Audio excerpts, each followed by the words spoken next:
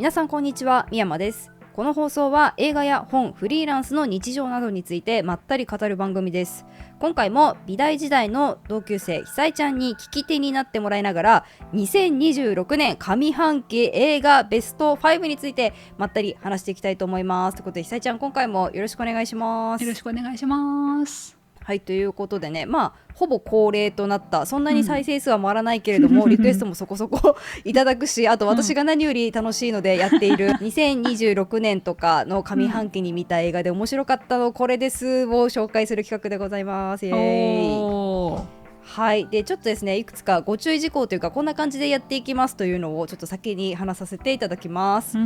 今回はですね、2026年の上半期ですね、1月から6月に、私が見た新作映画、1月から6月に日本で公開、もしくは配信開始された新作映画の中から、特に私が良かったなと思った5本をランキング形式でまったり語る回となっております。で上半期に見た映画自体は私63本なんですが、そのうち日本公開もしくは配信開始の新作は42本ぐらいでした。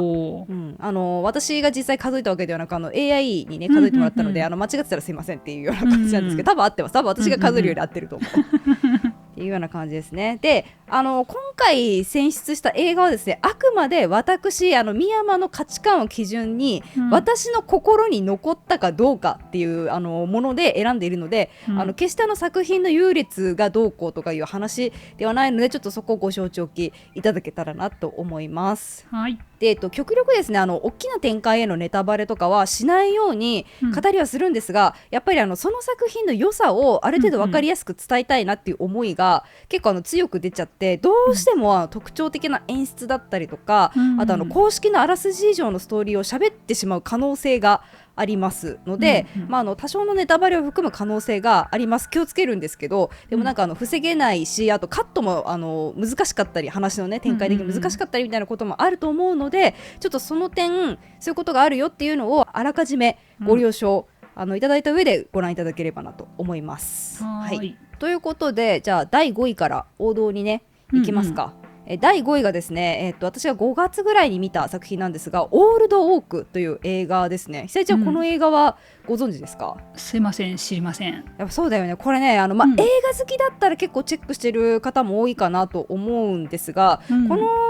映画の監督がですね、ケンローチ監督という方の作品でして、ケンローチ監督はね割とちょっとミニシアター寄りの、すごくねいいと呼ばれるちょっと話題になるような映画っていうのをちょこちょこ作ってる監督の一人で、社会的なことをテーマにしつつも、その人間の温かさみたいなのをちゃんと描くことを忘れないような、監督の一人なんだけど、私ね多分ケンローチ監督の作品、今回が初めてかな。毎回ね見ようと思って見逃してた感じがあったしね、結構鋭い作品の方が好きなんですよ。どちらかといえばあったかい作品も好きなんだけど、もうちょっとえぐってくるような小説でいうと芥川賞作品みたいなのが好きだから、ケンローチ監督の作品はね、なんだろうね、直木賞ではないんだよな。直木賞ではないんだけど、もうちょっと優しめ、芥川賞とかよりは優しめに社会的なテーマをしっかり私たちに提示してきてくれるような作品が多いっていう私のね勝手なイメージなんだけど、やっとケンローチ監督の作品見れるわと思ってタイミングがねあってやっぱね若干ミニシアター寄りだから少ないわけ、やっぱやってる劇場数、上映回数が少なかったりするから、わっしゃ見れると思って見に行ったらね、いやめっちゃいい作品だったやっぱさすが話題になるだけある。これ過去作も見なきゃなと思った。今ちょっとねAI いじりとかでバタバタしてて見れてないんだけど、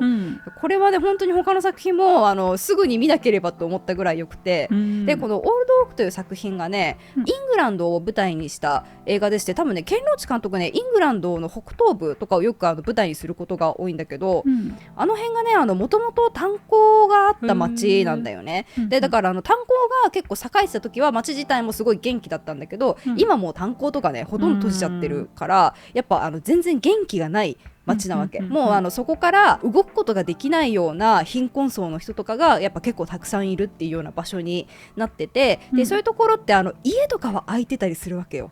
街は元気がないし活気はないけど、家とかはあるみたいだから、そうなるとどういうことが起きるかっていうと、紛争地域からの難民の方が入ってきたりするのね。やっぱ結構安く借りられたりとかするから、このオールドオークの舞台になってるところもシリアからの難民のね人が何人かやってくると。ただやっぱ地域住民の人は難民の人が来るとやっぱ交流も難しくなるから、治安が悪化するんじゃないかとか、あとやっぱよそ者に入ってきてほしくないみたいな気持ちってやっぱどこの地域の人もねあると思うから、結構対立したりするわけよ、でもなんか冒頭とかはもう早速そのシリアからの難民の人たちを受け入れたくないなんか地元のちょっとこわもての人とかがなんで来たんだよみたいな感じでこう絡んでいくところからやっぱね話が始まったりそうするっていうところなんだけど、この作品の主人公が、ここの舞台になってる元炭鉱町のところに、唯一ねパブが残ってるわけ、もう本当に最後のパブなの。もう地元の人たちが、なんとか自分たちの憩いの場だから通ってて、もう本当になんていうの、完全に自転車操業みたいな感じで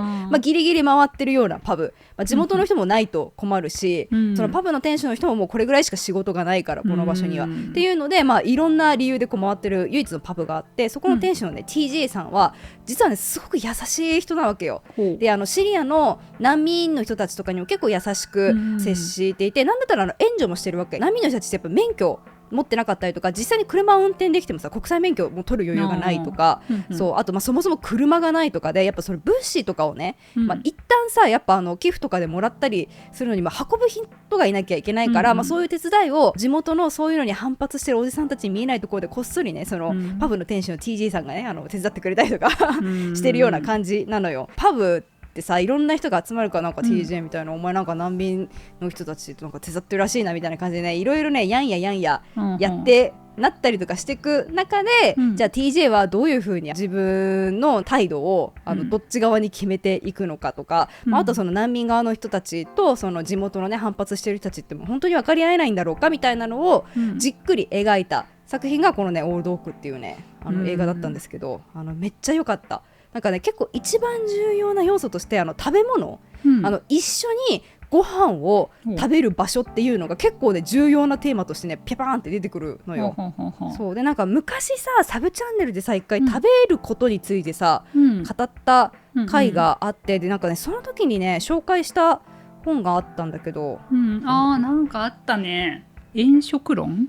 そう炎食論、そうね炎食論で語ってたその一人で食べないこと、たとえその会話をしなくてもいい親しい人たちとなんかいちいち誘い合わなくてもいいけど、ここにご飯を食べに来たら孤独ではなくなるっていう地域の人たちがいたりとか、同じコミュニティの人たちが話はしなくてもいてくれるっていうつながりを感じられるような、なんかそういう食の場ってやっぱりあった方がいいんじゃないかっていう話をしてるのが炎食論っていう本なんだけど、それで語られてることをこの映画でねやろうって話になるのよね。いろんないきさつがあって、そうでその描き方っていうのがね本当によくてめちゃくちゃあったかいし、やっぱねいろんな障害が起きるのよやっぱ、そもそもさねいろいろ事情が、そもそも貧しい町だし、でそこにまた新たな人が来てとかさ、移民問題とか今もうヨーロッパを中心に結構いろいろ言われて、なんだったらさもう日本でもさ日本にもそういう問題がやっぱね語られるぐらいのことを、じゃあ実際にその問題がめちゃくちゃ間近である、ヨーロッパの人が映画として作ったらどうなるのかっていうのが、これだったんだけどね、非常にいい映画でしたね。なんか食の場から、どうやって人と人とのそう気持ちをつなげていくかっていうのを本当に上手に描いてて、で決してなんだろう、こうすればいいじゃんみんな幸せじゃんってこう丸投げにしてないというか、そういうこういう一個の人と人とをつなげるやり方もあるけど、そうするとやっぱこういう問題も出てくるよねとか、現実的な問題も出てくるよね。逆にこういう移民とは全く関係ない救われた方がいい人たちも、救われるような場になるよねみたいな、なんか別の問題とかもふんわり柔らかく包み込んでくれるようなエピソードとかも出てきたりとかしてね、すごい良かったんです。そう良さそう。すごいねいい映画だった。あったかく見える、すごい社会的に、重いテーマというか、絶対考えた方がいい重たいテーマを描きながらも、すごいなんだろうあったかく見れる作品になってたからね、これはね結構おすすめ度高いです。全然ハードルを上げずにね、なんとなく気になった時に、見てほしいし、全然なんだろう、心づもりしなくていいっていう感じ、見る時も、感じでね、その点でも非常におすすめでした。なるほどね。続いて、第4位シラートですね。これ割と最近見た映画なんですけど、これはね感想を語るのが死ぬほど難しい映画。いやまずさ、このビジュアルめっちゃかっこいいね。いやビジュアル鬼かっこいいでしょ。このビジュアルのイメージのまま映画が始まるから、私も大興奮で、ちょっと待って絵作りよすぎっていうまず映像が死ぬほどかっこいいです。映像に対する音楽の使い方も神、面白そう。めちゃくちゃいい。いやすごいよ。特にね最初のね、5分とか10分とかマジセリフない。絵作りだけで見せてくるすごいな、すごいよ。モロッコの砂漠でね、レイブっていうその大音量で、なんかちょっとテクノっぽいノリのいい、そのなんだろう、歌詞とかがあんまり入ってないような音楽をこうガンガン流すような、なんかフェスみたいな音楽イベントみたいなのがよくねやってるみたいなの、砂漠の地域とかで。でこれ舞台がねシラータのモロッコの砂漠なんだけど、でそういうねレイブ会場で、あんまりねなんだろう許可取ってなかったりするわけ、もうなんていうの、モロッコとかだと広い砂漠がいっぱいあってさ、なんかいちいち誰に許可取んのみたいな話もあると思うから、とりあえず音をさ大音量で流してきたらもう勝手に人が集まってくるわけでそこでなんかみんな勝手に屋台出すなりなんなりして、多分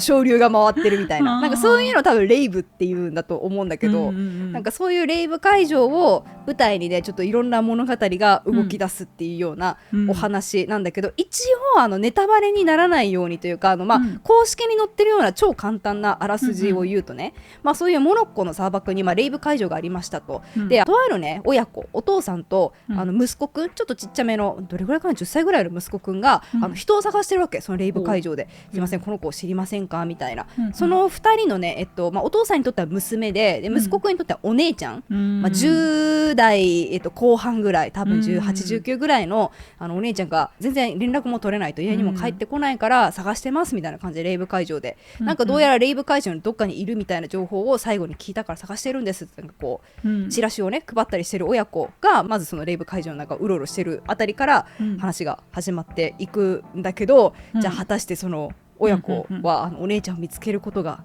できるのかみたいな映画なんです。なるほどなるほどそうそう。いやなんかでも話聞いてるとさ、これ劇場で見たいね。いやこれマジで映画館で死ぬほど見てほしい映画です、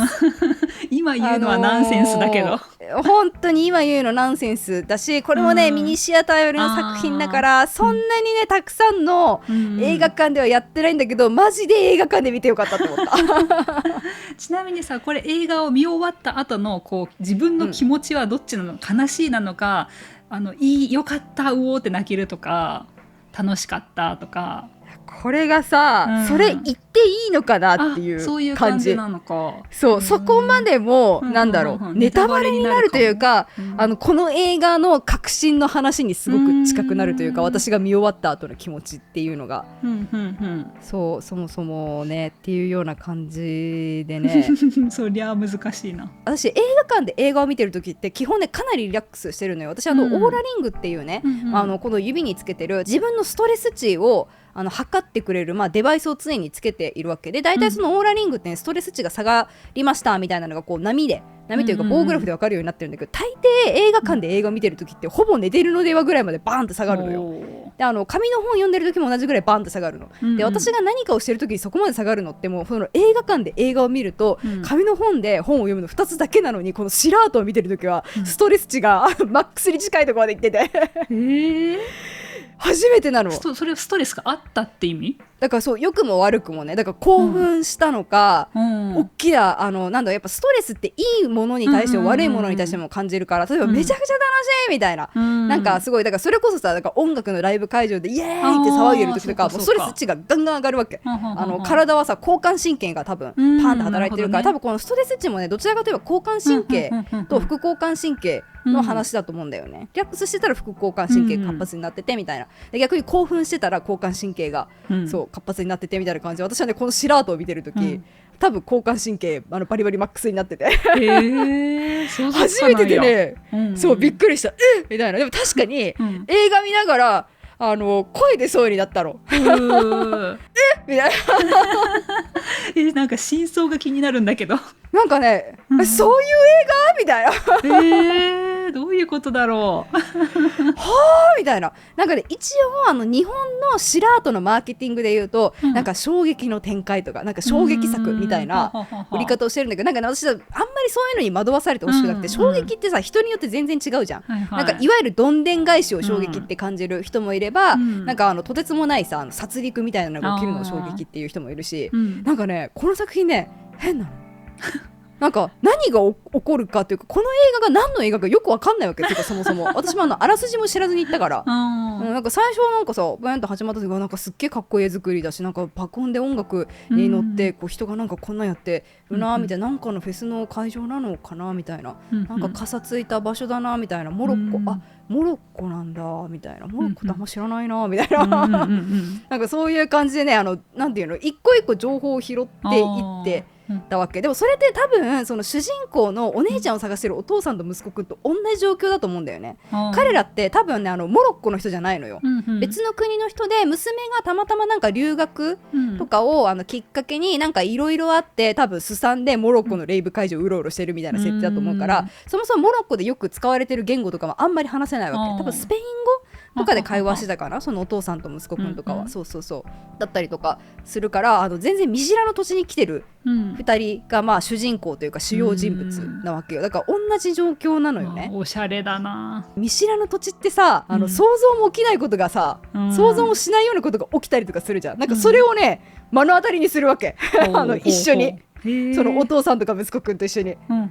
なんだろう、なんかそのだから衝撃の作品っていうよりは、なんか私は体験型作品だなって思いながら見てた。たまたま私があらすじとか、その作品がどういう作品かを知らないまま見てたっていうのもあるけど、それぐらいやっぱなんだろう、こっちを没入させる力がある、絵と音楽の作り込みがあった作品でね、なんかね、すごかった。映画なんだけど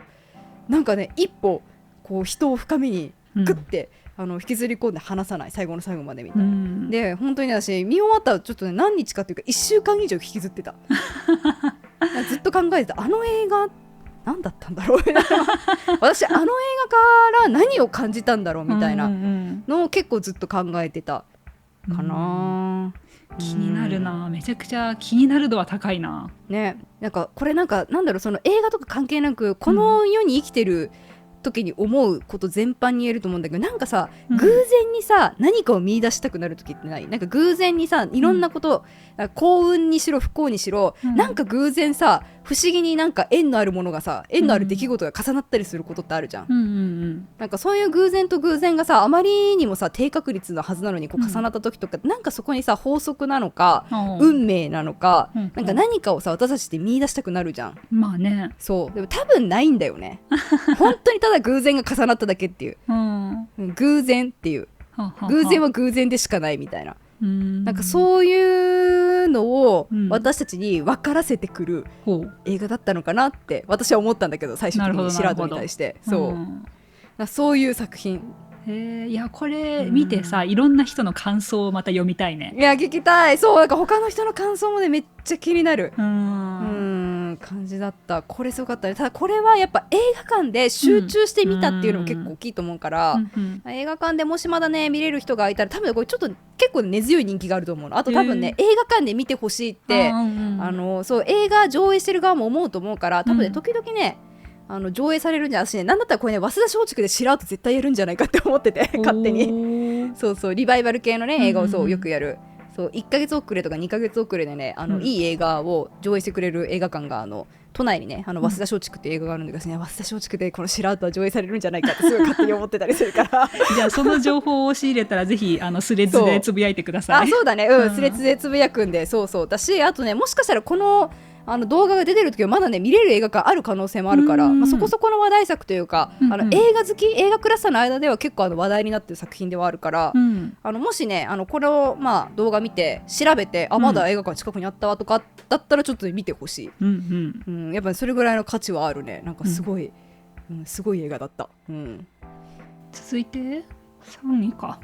そう続いて第3位、こちらがですね、ナースコールという作品になっておりまして、これもですねヨーロッパの映画なんですけれども、もうねこれぞお仕事映画の真骨頂ですよ。でねこれね久江ちゃんはねちょっと共感しすぎてというか、短すぎて見れんかもしれない、もしかしたらっていうようなねやつなんだけど、これねどんな話かと言いますと、人手不足の、とあるね州立病院で遅番シフトにね入った看護師の方が主人公なんですよ。フロリアっていうね女性の看護師が主人公なんだけど、このフロリアの遅番シフトの一夜っていうのをずっと追った映画っていうのがねもうこのナースコールなんだけど、まずやっぱこの映画を見終わって思ったのは、本当に医療現場で働いてる人への感謝が止まらんもう本当にいつもありがとうございますっていうもうねマジで尊敬本当にありがとうってね、このフロリアがね本当に大変なこの日、そもそもさ医療現場、特にさ看護師さんとかが働く医療現場って、常に人手不足なわけじゃん、もうどこの病院も絶対そうだと思う、でここってやっぱ入院患者とかがいる、そういう病床をさ回す遅番のシフトの看護師さんの場所だから、もう忙しいわけ。遅番もやることが山ほどあるわけで、その日たまたま一人ね、人がいないっていうような状況で、いつもより人が少ない状況で、回さなきゃいけない。でもそんな状況でももう知らんわけ、世の中は、いつも通りなわけ。もう残念ながらもうお前の人手が足りんとか知らんみたいな、もう世の中はいつも通り回ります。だから、もうフロリアは普段からやらなきゃいけないことを回すだけでも手一杯なのに、それを2人分やらなきゃいけない上に、どんどんね、いろんなトラブルとかトラブルというかもう仕事だよね、普通に救急病院とかが入ってるところだから、病床空いてるみたいな、空いてたらちょっと入れてとか、ここ空いてないからこっち動かしてみたいな、なんかそういうイレギュラーなことが常に起きる現場なわけ、そうでそれを本当にひたすら追った映画なんだけど、すごかったね。なんか良くも悪くもなんだろう、2時間ぐらいの映画に感じなかった。なんか本当に一緒に一晩過ごした感じだったフロリアともうなんかお疲れみたいなもうこっちも遅番シフト明けみたいな終わった後怒涛だねそう怒涛だった。そんなにねなんか見てる時も長くは感じないのよ。もうとにかく忙しいから、仕事が忙しい時ほど、時が過ぎるのが早いみたいな現象、やること死ぬほどあるからこそもう時はもう本当に光のごとく過ぎていくみたいな感じ、もう映画見てる側もそうなんだけど終わった後はでも一晩経ってるみたいな感じでね、そうすごい映画でした。まず本当になんかその最初に言った通り医療現場で働く人への尊敬の念は止まらないし、そのお仕事映画として見た時のテンポの良さっていうのかな、それ圧縮感っていうの、時間に対する情報の密度がなんかねすごいうまい。だからこっちも一緒に遅番明けにしてくるっていうでも別に映画は長く感じないっていう、なんかそのなんだろう感じがね映画としてもうまいなって思いながら、見ましたね。すごかった。面白いね。なんかさ、どこにでもある風景なわけじゃんこれって。そうどこにでもある。多分もう国関係ないよね、本当にどこにでもある。もうこの世にさ病院がある限り、もうこの風景はあるし、なんだったら病院じゃなくても同じような仕事の人っていると思うんだよね。たった一人でとてつもない責任をさ負いながら仕事を常に回さなきゃいけない人って多分その看護師さん以外にも山ほどいると思うんだよ、そういう人とか、そうだからそう本当にねありふれたとある仕事人の話なんだけど、そうだからこそなんだろうね、本当にどっぷり見ちゃった。いやそれが見せられるものになる作品になるっていうのも面白いね。そうなの。私なんかそれも結構衝撃で、なんかね映画として完成度が高かったんよね。そうだからそれもあって3位っていう感じ、その映画としての完成度の高さ、あと人にも勧めたくなるし、なんか見終わって遅番明け疲れたお疲れみたいな感じなんだけど、決して疲れだけが残る映画じゃないのよこれ。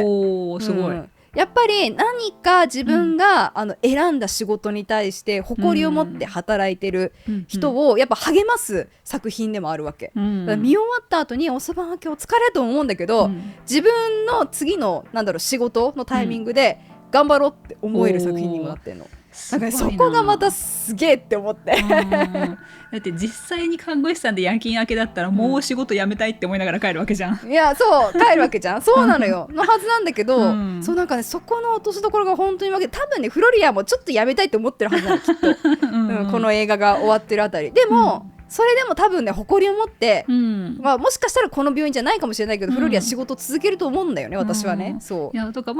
その主人公がそうでかどうかは置いておいてもさ、見てる側がそういう気持ちになるっていうんだったらすごい映画だよね。いや本当そうなの、本当にそう。なんかね、だから映画としての完成度の高さ、こっちに残す余韻みたいなののバランスもいいし、映画もちゃんと見せてくるしでね、ちょっとすごかったですねこれは。気になるな。これはねさすがにね結構前というか、私見たのが3月とかだからもうねちょっと映画館でやってない、まあやっててもリバイバル上映とかだと思うんだけど、もしね配信サービスとかあとレンタルで出てきたらぜひ、見てほしい作品の一つですね。仕事に余裕がない人ほど見てほしいかも、なんかちょっと忙しくてでも寝れないなみたいな夜に、逆に見てほしい。多分ねちゃんと寝て仕事頑張ろうって思える、そういう作品になってるから、見てほしいですね。ちなみにこれスイスドイツの合作って書いてあるけど、言語は何なんだろう、英語かな。なんで覚えてない、そうだよね、そりゃそうだと思って見てたわ。何語で話したか覚えてないわ私はドイツ語だったらめっちゃ聞きたいなって思っただけだったんだけど、そうだよね、そうごめんね覚えてないわ、大丈夫でもね主演の人がスイスドイツあたりを、なんだろう割と軸にやってる人だからフランス語かドイツ語の可能性が高い。続いてもうあと2位。次で2位です。はい、2位がねこちらが、センチメンタルバリューですね。これね、よかった。これまず監督がねヨアキム・トリアー監督っていう、ここ近年だと私は最悪っていう映画でちょっと映画クラスター界隈ではそう話題になって、この監督、なんか結構いい映画作るんじゃないのつって、私は最悪いいんじゃないのって映画クラスターの間で言われてて、その次ぐらいに出したのがこのねセンチメンタルバリューなんだけど、良いんですよこの映画がこれちょっと言おうか迷うんだけど、ですね、私が国宝で見たかった父と娘と芸術っていう話が、このセンチメンタルバリューではね書かれてたの、描かれてたんですよ。私がね国宝で見損ねたものをここでパワーンって見れてあーみたいな、これみたいな、父と娘でそこに芸術が絡んだ時、人はどうすべきなのかどうなるのかみたいなのを私はこれが見たかったってごめんなさい正直思った私も見たいな。国宝と比べちゃってごめんなんだけど私はこれが見たかったって思いながらセンチメンタルバリューを見ましたいやそういやね、国宝は悪いわけじゃなくて国宝はさ芸術の映画だからね。そうな、あっちはねそう芸術の映画、ただねこれセンチメンタルバリュー芸術の話も結構徹底して描いてて、まずそもそもねこのセンチメンタルバリューがどういうあらすじの映画なのかっていうのを話した方がいいと思うんだけど、まずね、主人公のノーラが舞台俳優、舞台女優なのよ。で彼女がねまずその舞台に出てるところあたりから確か映画のストーリー始まったと思うんだけどね、これがね激しい始まりでね、やっぱ舞台女優舞台俳優ってさストレス半端ないじゃんもうさテイクが重ねられないから一発勝負なわけじゃん、ミスれないような状況で、この主人公のノーラがね多分結構な売れっ子俳優なのよ、売れっ子舞台俳優で、割とねいい話題作の主演をやるような俳優さんなんだけど、やっぱねかかるストレスが半端なくて、舞台からさ逃げようとするというか去ろうとしたりとかするところから映画が始まっててなんかそれを周りがもうどうにかして出させるみたいなすごいなんていうのみんな多くは語らないんだけど、その主人公の女を逃がさないみたいな、この舞台を失敗させないみたいな危機迫る感じからこう映画が始まるのがまずもうそれが面白くてもうこの舞台という一個の芸術を絶対に完成させるみたいなこの芸術および商業を失敗させないっていういろんな人の危機迫る気持ちから話が始まってる感じがまず面白くて、だからもうそこで提示されるわけ、ここに出てくるキャラクターたちは芸術およびなんか商業で何かをやることに対して、命がけっていうか人生をかけようと思ってるかかけようと思ってないか分かんないけど、どっちか分かんないけど人生かけてやってますみたいな、結果としてっていう、そういうキャラクターたちが出てくるよってとこからまず映画が始まるわけ。わー面白そうって笑いてでこのね主人公のノーラのお父さんが超有名映画監督っていう設定なのよ。もう売れっ子というか、一個のね結構どでかい話題作を作って、じゃあ次何するのってみんなが注目してる状態の映画監督が、この主人公のお父さんなんだけど、そのお父さんはね、家族ぶっちゃけ捨ててるわけ。この時代の、映画の巨匠あるある的な感じかもしれないけど家庭を顧みずに、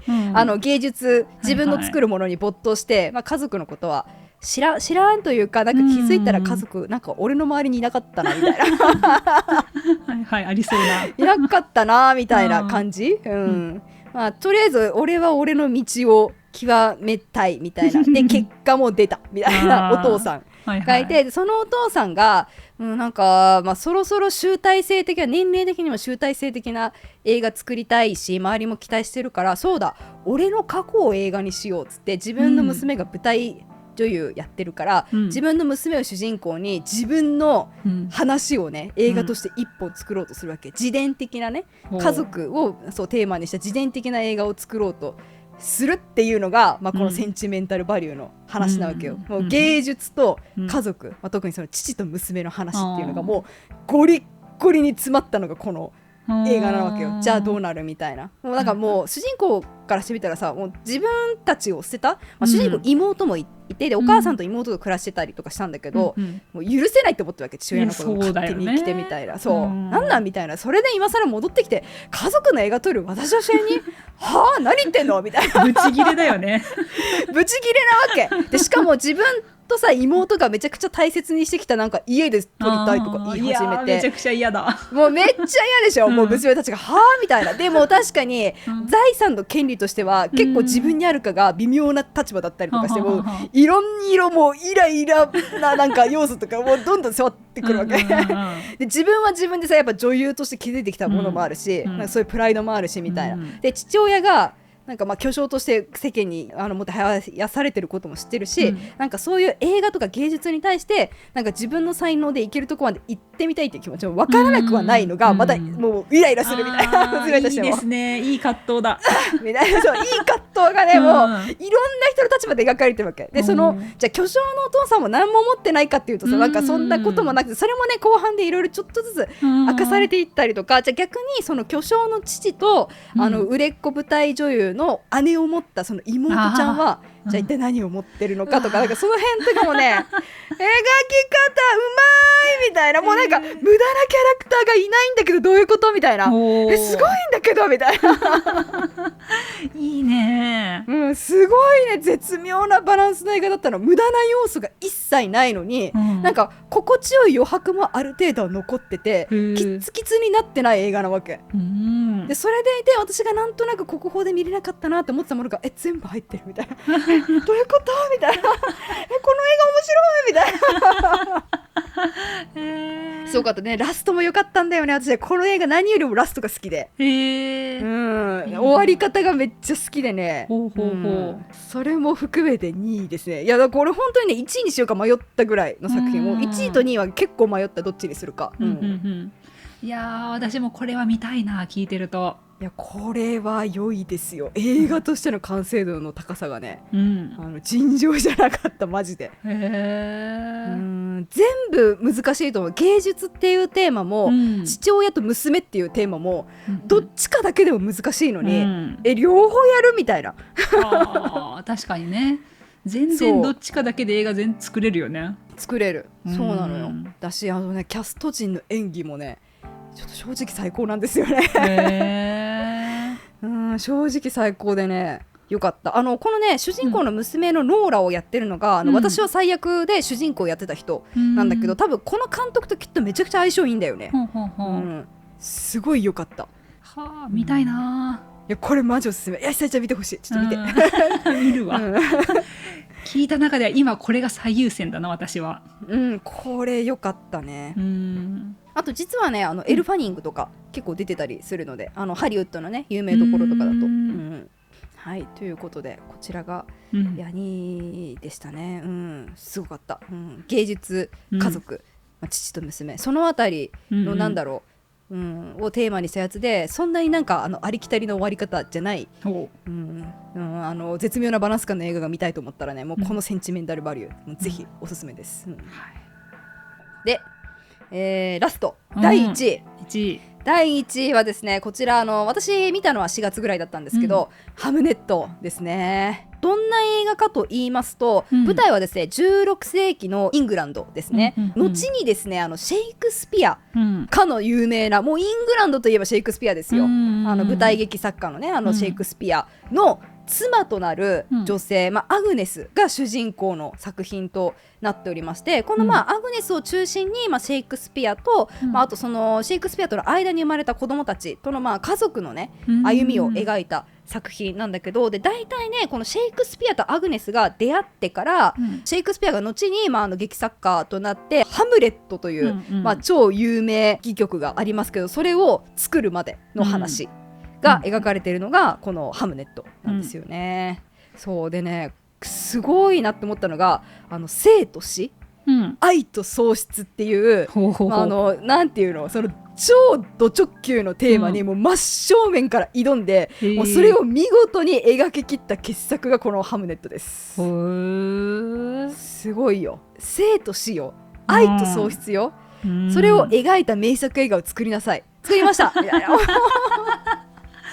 みたいなすごないって。でこれ監督がね、クロエ・ジャオ監督という、監督でして、この監督もねもともとは、割とミニシアター寄りの作品を、作ってる監督で、カントリーサイドというか、ちょっと田舎寄りの、とある人物を主人公にしたロードムービー的な、とある田舎の人の、人生の一部みたいなのをパッと撮るのがうまい監督だったんだけど、この人ね映画を作るのが本当に上手で、いろいろあった結果マーベルの作品も作ってたりするね、このクロエ・ジャオ監督。そうマーベル作品ではねエターナルズっていう作品を作ってて、エターナルズはねマドンソクとかね、あとアンジェリーナ・ジョリーとかね、キット・ハリンドンとかね、割と今をときめくハリウッド俳優たちを何人も集めて、10人11人ぐらいのヒーローたちが集まったそのマーベル作品1個をね、作っちゃったりとかした監督でもあるんだけど、私ねもともとこの監督のザ・ライダーっていう作品がすごく好きで、でそこからずっと追いかけてる監督の一人であるんだけども、このハムネットがね、あまりにも良すぎて、見終わった日の衝撃よ、待ってみたいな生きること死ぬこと愛すること失うこと、こんなに描くのうまいのみたいな、いやうまいかみたいな、過去作見てもうまいかみたいな、いやめちゃくちゃいい映画だったんだよねなんかね、多分そのシェイクスピアのもう妻ってなるとそんなに詳細な記録は残ってないわけ、シェイクスピアですらもう結構昔だから、なんとなく妻に、アグネスっぽい名前の人がいてみたいな、で子供は多分この人とこの人がいてぐらいの感じ、でそれぞれの詳細はまだ記録として分かってないことも多いよねみたいな、言うて一般市民の一人、有名な戯曲家ではあったけど、普通の階級の人だしみたいな感じで、そんなに記録が残ってないので、ある程度創作の余地がある人物なわけよ、特にその妻のアグネスってなるとね、でクロエ・ジャオ監督はこの妻アグネスをね、森に住む魔女的な女性として描いてるのよ。面白そう。そうでもねファンタジー作品ではないの、この作品は、あくまでヒューマンドラマとして描いてるわけ、でもさ16世紀のイングランドだったらさ、森の魔女ねみたいな感じで言われるちょっと変わり者の知識がたくさんある女性って多分いたと思うの、いそういそう、いそうだよね。なんかそういうファンタジックだけどリアリティみたいな、歴史の好きというか、歴史の余白をうまく設定に組み込むのが鬼うまくて、おいみたいな、正直ちょっと主人公の設定見ててちょっとワクワクする、なんかコバルトとかで育ったワイにはワクワクする設定やんけみたいないやこれがね本当にね見終わった後の余韻もすごい良かったし、なんかいい映画でしたねこれは語彙力なくなっちゃうんだよね。なんかねあんまりセリフとかで多くを語る映画ではないの、そのアグネスとかシェイクスピアのそれぞれ出てくる登場人物が今こういう状況ですっていう説明を映像でしてくれるわけよ、だから彼らたちの情景を切り取って見せてくれてるわけ、そうだからそれを私は垣間見てるわけよね。だからセリフであんまりうんたらかんたら説明する映画ではない、セリフはたくさん出てくるんだけど、やっぱ人がいっぱい出てくると会話をするから、その人同士は、で家族だったらなおさら会話するからさ、なんかねその見せ方が本当にうまいし、で16世紀のイングランドっていうなんか私たちはもうすごいもう数が少ない資料でしか想像しえないその世界観っていうのを、こうだったらいいよねみたいな、こういう感じだったんじゃないのみたいな、その衣装とか、家のね美術とか、なんかねすごいわけ。もうそこでロケしてるとしか思えないっていう、16世紀のアグネスが住んでたイングランドに行って撮ってきたとしか思えない感じなわけよ。まだ実際そういう場所が残ってるんじゃないかっていうような、すごい絶妙な撮り方をして、なんかね、そういうねリアリティのある映画を作るのがこのクロエ・ジャオ監督ってめちゃくちゃうまいの。なんだったらこの人が初期の頃に作ったザ・ライダーって、実際にその場で生きてる、とある俳優じゃない青年をなんだったら撮ってるわけよ。その青年がよく住んでる、よく生活してる場所とかで、リアリティを撮るのが超得意な人が、多分このハムネットにおいては全部創作なんだけど、多分ね、場所もちゃんとロケ地として見つけてきて、多分撮ってる家とかも多分どうだろうね、どこまでやったかわからないけど、ある程度その作ってるところではあると思うんだけど、それをなんかすごいリアルを持って見せてくる、でも描いてるのは生と死、愛と喪失なわけ。なんかもうすごくて、なんかこの映画やばいみたいないやなんか話を聞いてると、このビジュアル、もさ、なんか絵なのか写真なのかがわからないっていう、この雰囲気がぴったりだね。いやぴったりなの。これを、このね、なんかいわゆるちょっとファンタジックなさ、私たちとはちょっと遠いところの話と見せかけて、とてつもないリアリティを持って迫ってくるっていう感じでね、良すぎたいやちなみにさ、これなんでハムネットなの？これはね、ハムネットは2人のこのアグネスとシェイクスピアの最初の息子の名前がハムネットなのよ。そうなんだ。そうで、もともとはそのハムレットもね、なんか当時はハムネットっていう風に呼ばれてたんじゃないかっていう、それが自然とやっぱさ、名前とかもさ結構なまったりして変わったりするじゃん。そうね。そうそれがもともとはハムネットだったよみたいな、なんかそういう解説もね一番最初にまず挟まるんだけど、パンツってあそうなんだみたいな、へえみたいな、ハムレットってハムネットだったんだはーみたいな、一応なんかそういうのもねふわっと入ったりするんだけど、なるほど。でもそっか、一人息子の名前がタイトルだとちょっと怖いな、見るのが。そうだよねね、だから16世紀のイングランドとかだとさ、やっぱ多分ね、家族って本来は親と子とかになると今ほど情も熱くなかったと思うのよ、多分家庭によっては。そうでしょうね。あとそんなに関わらないもの、特にさ父親と息子とかだったら、で特にねシェイクスピアは出稼ぎに結構出てたわけ。イングランドからロンドンの方にさ、やっぱ戯曲を作るとなるとたくさん人がいる場所で公演しなきゃいけないから、そうするとさ、森の近くに住むアグネスたちとちょっと遠いところにまで行って仕事しに行かなきゃみたいなのがあるから、多分本来だったら、で当時の状況だったら家族のね絆って意外と希薄だったと思うんだよね、多分その貴族も市民も、とはいえやっぱ家族ってさ一つ一つ形が違って、じゃあシェイクスピアとアグネスたちはどうだったかっていうのを描いたのがこの作品なんだけど、なんかね16世紀の話なのに、めちゃくちゃ現代的でもあるのよ、なんかその家族の描き方みたいなのが、なんかね私見ながら、今の話をされてる感じもすごいあって、なんかね不思議だった。全然なんか今の家族の話が描かれてるというか、なんだろう、錯覚しそうになるわけ。16世紀のイングランドのシェイクスピアとシェイクスピアの妻とその家族の話のはずなのに、なんか知らんけどこの21世紀の芸術系の仕事をしているお父さんと、自然保護とかの活動に熱心なお母さんと、なんかあとその子供たちみたいな、なんかそういう映画にも見えちゃうわけ、見ながら。なんかすごいね、すぐ近くなの、そのシェイクスピア一家が。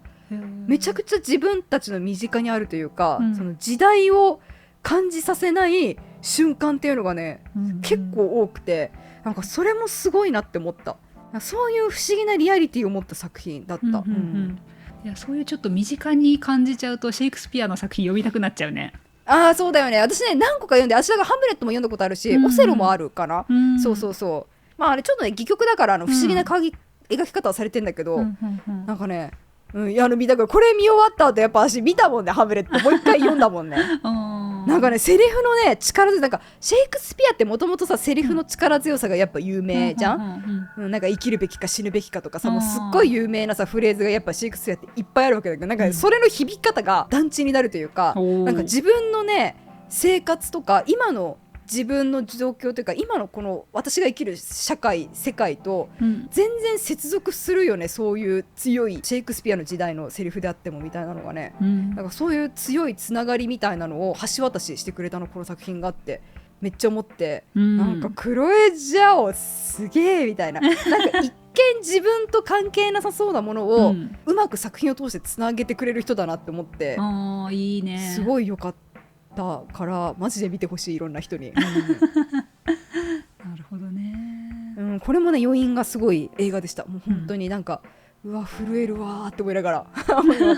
全然嫌な感じじゃなかったよ。でも本当にいい余韻だった。そういい余韻が見たいよね。いい余韻です。結構ね今回紹介した映画はね、シラート以外はいい余韻かななんかねシラートはいいとか悪いとかじゃない、なんかすごかったなんかもういい